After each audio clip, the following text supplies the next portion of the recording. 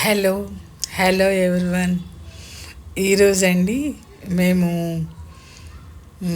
ధనుర్మాసం కదా, అయితే వైష్ణవ ఆలయాలు దర్శనం చేసుకోవడం చాలా మంచిది అంటారు ఈ ధనుర్మాసంలో.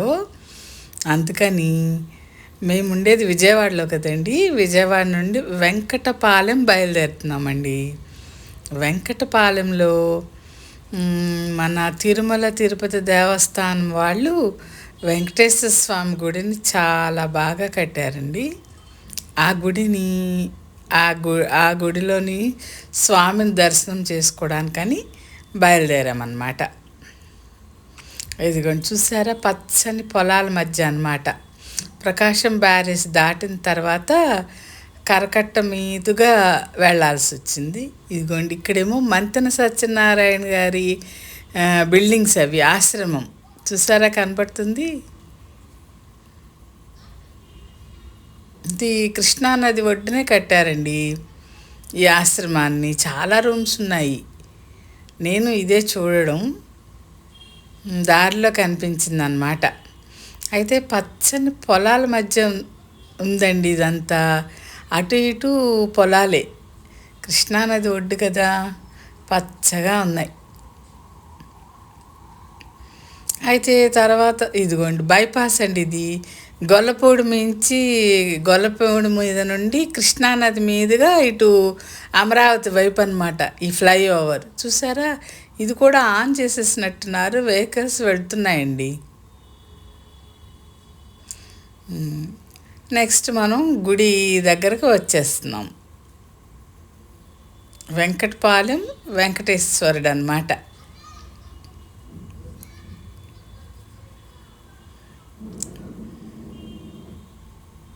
లోపలికి వెళదామండి.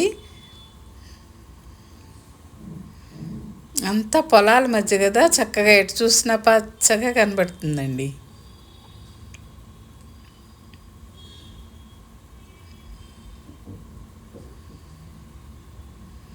అంతకుముందు కూడా ఒకసారి వెళదాం అనుకున్నాము, కుదరలేదు.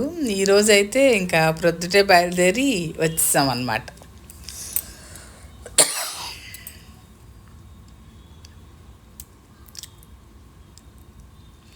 అదిగోండి గాలిగోపురం కనబడుతుంది కదా,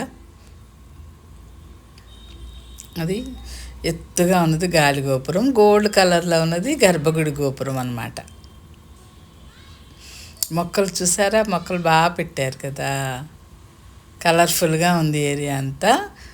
సరే మేము ఇంకా కార్ దిగి బయలుదేరాము దర్శనానికని. అయితే కాళ్ళు కడుక్కోవాలి కదా, పక్కనే పైప్ ఉందండి, అక్కడికి వెళ్తున్నాం అన్నమాట. అదిగోండి గాలిగోపురం చూసారా. రాత్రిపూట అయితే లైట్స్తో చాలా బాగుండేట్టుంది. Lights decoration చేస్తున్నాయండి.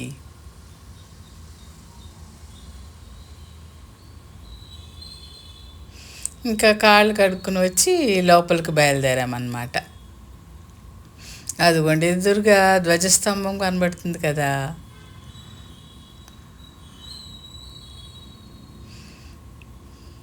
ఎక్కడా ఎండపడకుండా చక్కగా పైన క్లాత్తో కప్పేశారండి.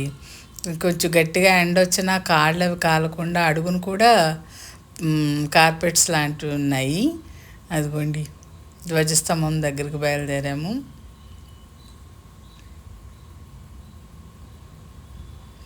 చాలా బాగుంది ఇక్కడ, బలిపీఠం అని రాసింది.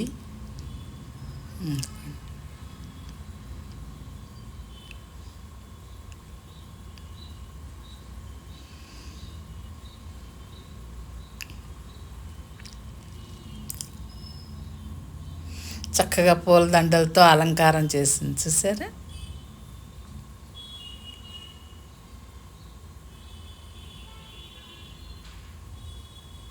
చాలా పెద్ద ప్లేస్లో కట్టారండి, చాలా ఇంకా ఖాళీ స్థలం కూడా చుట్టూ చాలా ఉంది. సరే మేము కూడా ఆ ధ్వజస్తంభానికి నమస్కారం చేసుకుని ఒక ప్రదక్షిణ చేసి ఆ ఫోటో కూడా తీసుకున్నాము.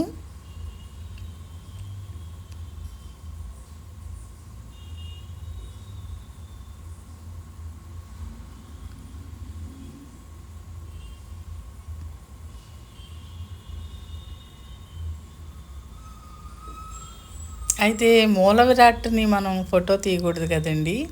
అక్కడైతే నేను తీయలేదు. ఇంకా దర్శనానికి వెళ్ళామన్నమాట. మేము వెళ్ళేటప్పుడు కొంచెం ఖాళీగానే ఉంది. మా దర్శనం అయిన తర్వాత మళ్ళీ జనం బాగానే చేరిపోయారండి.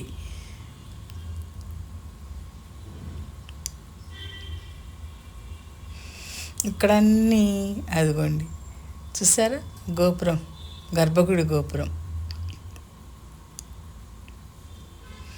చుట్టూ ఇదంతా దేవాలయ ప్రాంగణం అన్నమాట.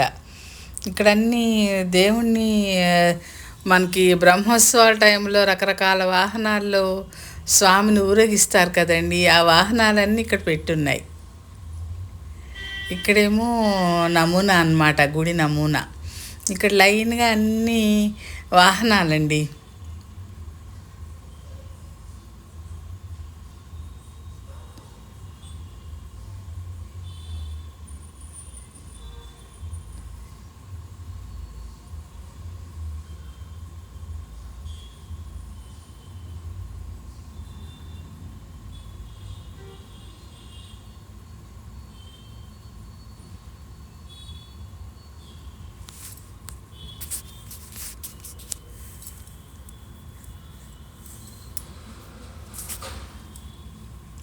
అదిగోండి, గరుడ వాహనం అని, సూర్యప్రభ వాహనం అని, అలా రకరకాల పేర్లతో. ముత్యాల పందిరి, ఆంజనేయ స్వామి వాహనం, గజవాహనం, అలా. ఇదిగోండి సూర్యప్రభ వాహనం అని ఉంది ఇక్కడ.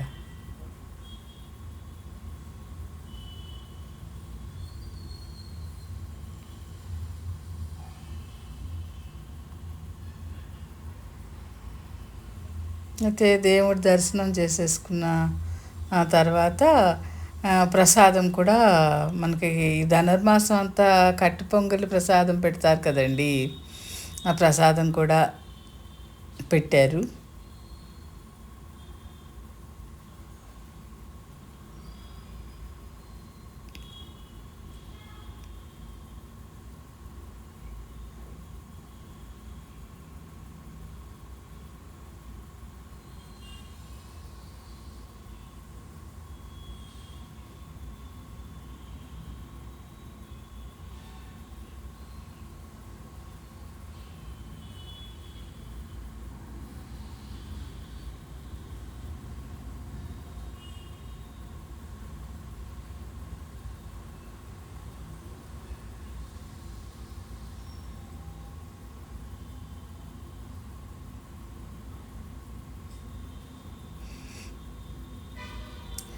తర్వాత ఇక్కడ దర్శనం అయిపోయిన తర్వాత అండి, ఇక్కడ మనకి భోజనాల ఏర్పాటు కూడా ఉంది. సరే, దేవుడి ప్రసాదం కదా, భోంచేసి వెళదామన్నారు. నేను ఆల్రెడీ వంట చేసే వచ్చాను. కానీ నా భోంచేసి వెళదాము దేవుడి ప్రసాదం అనేసరికి సరే అని అక్కడ ఆ ప్రసాదం కూడా కొంచెం తినేసి బయలుదేరామన్నమాట వెనక్కి. ఇంకా వెనక్కి బయలుదేరుతుంటే కృష్ణానది చూసారా, చాలా బాగా కనబడుతుందని నదిని చూపిద్దామని తీశానండి వీడియో.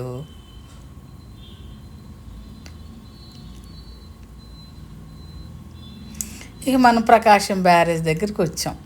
ఈ ప్రకాశం బ్యారేజ్ దాటితే ఇక మనకి విజయవాడే కదా.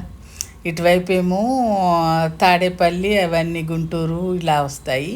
మన వైపు అంతా విజయవాడ అనమాట. ఈ బ్యారేజ్ని దాటితే ఇంకా విజయవాడ. ఓకే అండి, మన ఛానల్ని సబ్స్క్రైబ్ చేయండి.